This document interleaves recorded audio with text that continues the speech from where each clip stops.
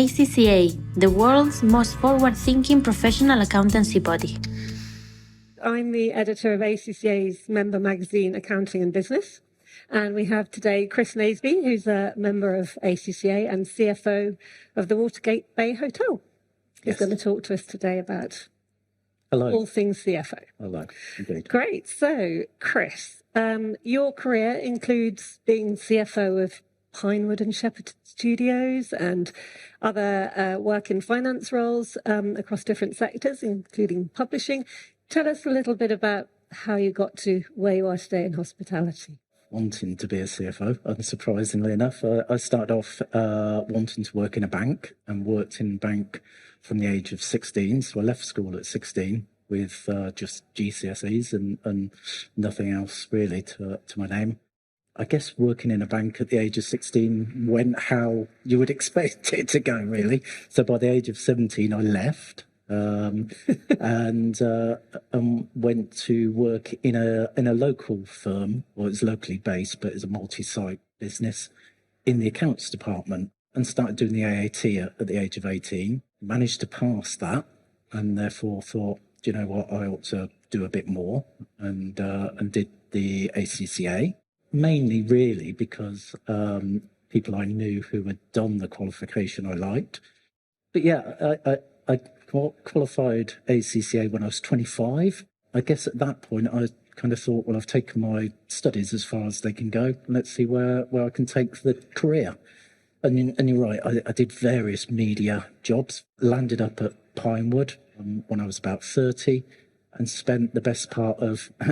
without giving too much away, best part of 20 years at Pinewood, progressing through various roles and eventually ended up being the CFO.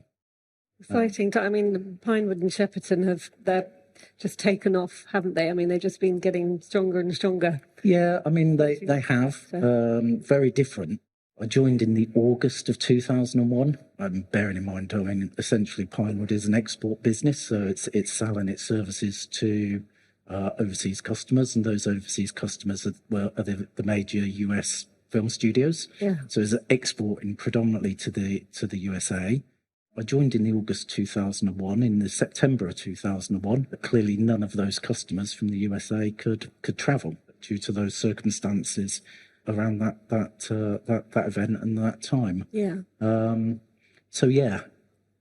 Interesting baptism of fire, really, that 90% of your business is effectively shut overnight for circumstances beyond your control. Bit of a theme throughout the hospitality sector now. Actually, now you're in hospitality, the uncertainty. Yeah, absolutely. So yeah, I moved into hospitality.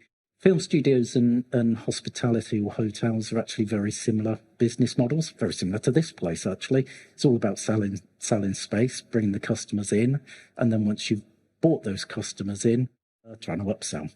So in a films business, you would sell stages to those customers, and you'd then upsell them post-production or production offices or lighting or whatever else.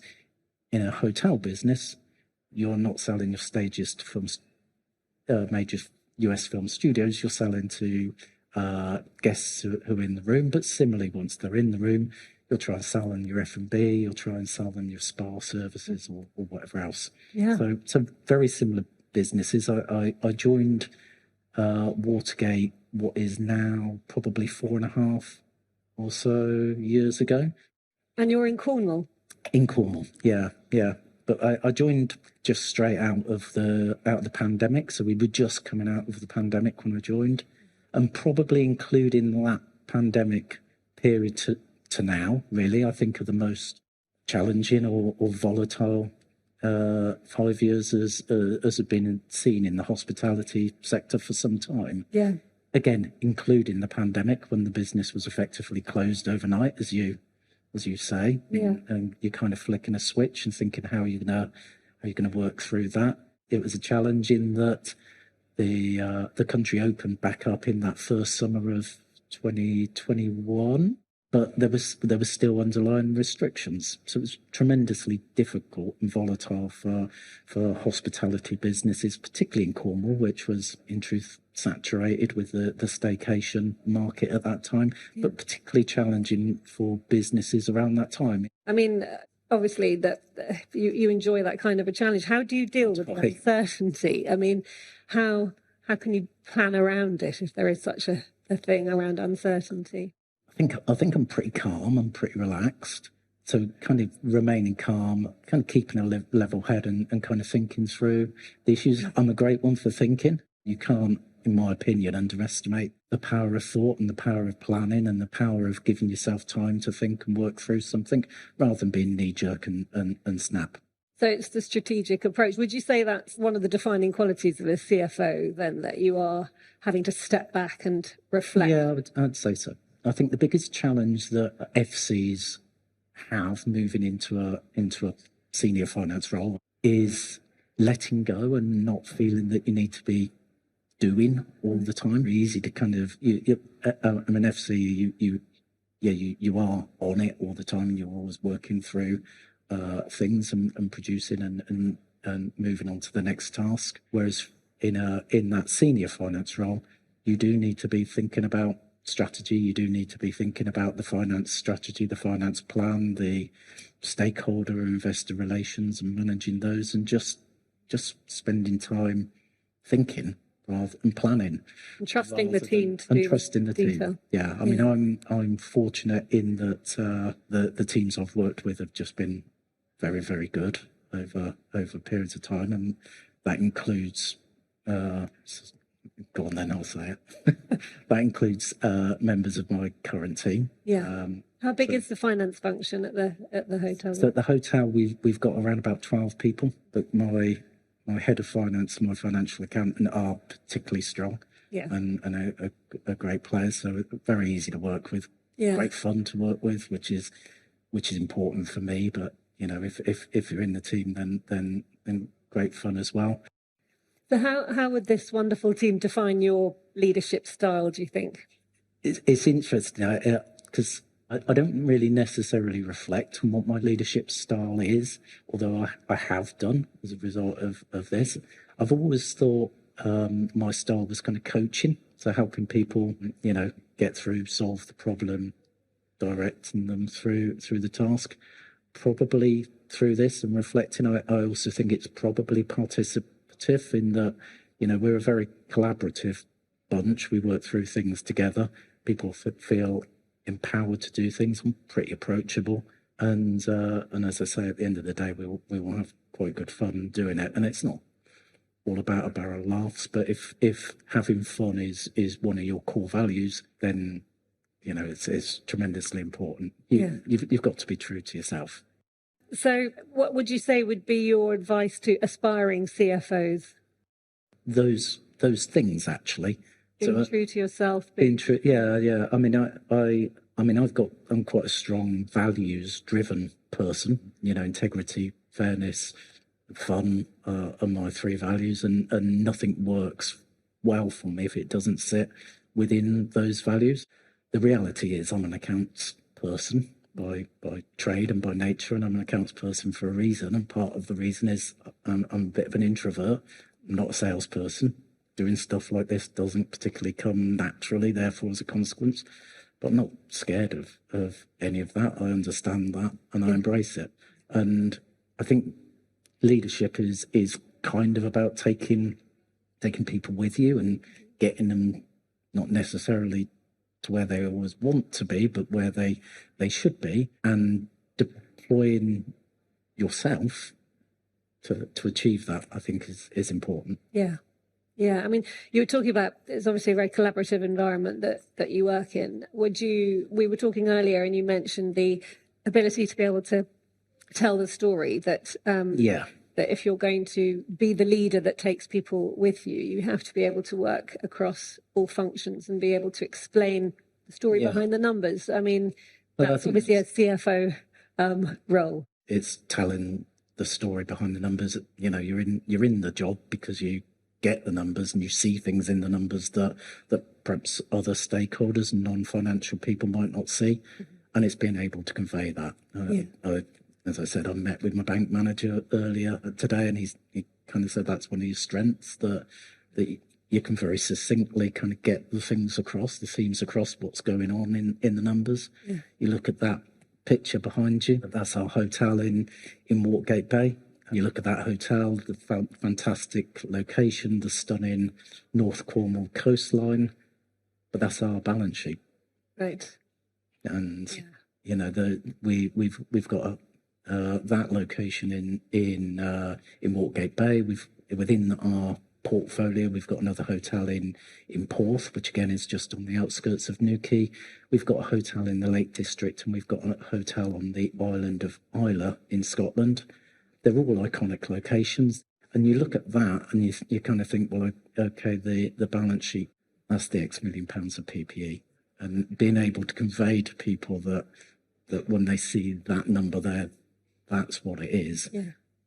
Is kind of within that theme. Well, speaking of these amazing locations, I know that community is quite important to your company and working with and across communities. Tell us a little about what you're doing in that. Yeah, tell us a bit about the outreach that we. I mean, it's a big thing for us. I mean, predominantly we're based in Cornwall, and we're proud to be based in Cornwall, and we're kind of lucky being based in Cornwall as well, actually, in that there's some great local suppliers that we get to engage with, and it's important for us that we engage with them. People turn up at the hotel and they want a pint of beer from the local producer, and they want those things.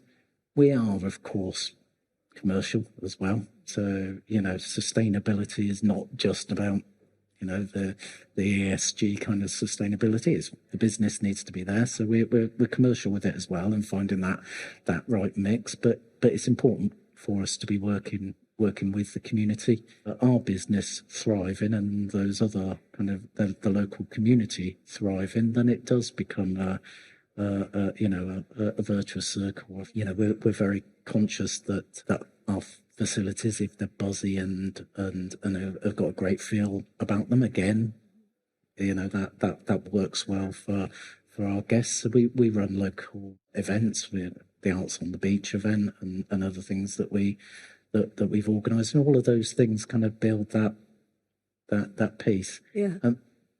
Beyond that, and to go back to that, we're very focused on building a community within the team, and that's actually what we've got. We've got a community where we work together. Just to come back to the sort of the hospitality part of what you do. Do you think that, are you seeing an increase in interest given we've had soaring temperatures in Europe over the last few years, and people perhaps looking for slightly cooler climates, such as in the UK? Are you seeing any evidence of that? I'm seeing it anecdotally, or I'm hearing it anecdotally. Yeah, I guess so. Could I be precise about it? Probably not. Probably not. People, I mean, undoubtedly, booking decisions are being made later. We're definitely seeing savvier bookers. We're definitely seeing more last minute bookings, yeah, absolutely. Right? What's driving that, do you think? Probably just recognition of driving the best deal. Probably a little bit of recognition of your climate point, actually. I mean, undoubtedly this summer has been better than most from a weather perspective, and people have ironically perhaps made the decision not to travel abroad as much as they might have done in those circumstances. Perhaps people are watching that a little bit. Perhaps people are watching the purse strings a little bit and not wanting to commit as far as in advance, and you know, have a little bit more of an informed decision when the decision needs to be made. But also there are deals to be had from a last minute. So those decisions are being made later. Well, what would you say, just to round off, what's the most enjoyable part of your job? I think I go back to those values, actually, and anything that chimes with those values. I suppose enjoying working with the team and achieving things with the team and having fun with the team. That's the most enjoyable. And if you live the values, then you're in a comfortable place. Absolutely. Yeah. Well, I have to say that must be one of the best parts of the job. Do you have a view of this, or do you look out? Unfortunately not. No, we're based in an office just outside Newquay Airport. Our office is there.